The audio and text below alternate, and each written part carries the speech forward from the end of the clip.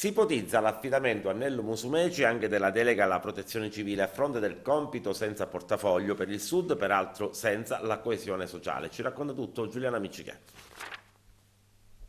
Può contare sul sostegno concreto del L'ex governo presidente regionale. della regione e neoministro per il Sud Nello Musumeci non sarebbe in grado di incidere efficacemente nell'ambito della sua delega. Si tratta infatti di uno degli incarichi senza portafoglio, ovvero non si sovrintende ad alcun dicastero e si svolgono solo funzioni delegate dal Presidente del Consiglio. Ecco perché il premier Giorgia Meloni sarebbe intenzionata ad affidare a Musumeci anche la delega alla protezione civile. Dalla formazione del governo in poi ci sono susseguite le constatazioni che nel concreto all'ex governatore della Sicilia, costretto suo malgrado a rinunciare al secondo mandato, sia stata assegnata una scatola vuota. Anche la delega aggiuntiva al Sud, ovvero il mare, sarebbe anche del tutto priva di risvolti sostanziali, anche perché, ad esempio, la Guardia Costiera è diretta dal ministro per le infrastrutture Matteo Salvini, essendo stata incardinata come responsabilità a tale ministero.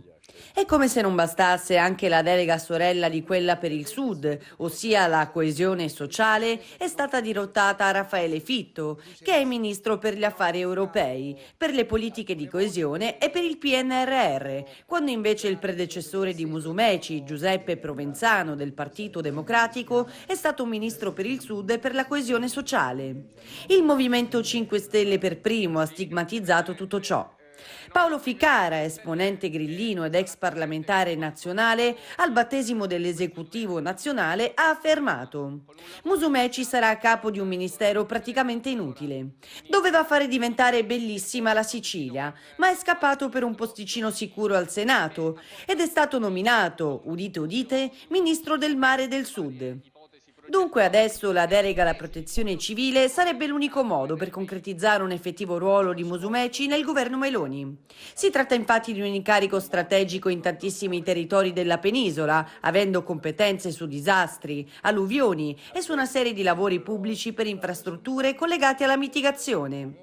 E sotto tale profilo proprio la Sicilia ha bisogno di questo tipo di investimenti. Giova sottolineare, a testimonianza che si tratta di una delega pesante, che negli ultimi 20 anni i poteri legati alla protezione civile sono rimasti nelle mani del Presidente del Consiglio. Come le due esigenze possono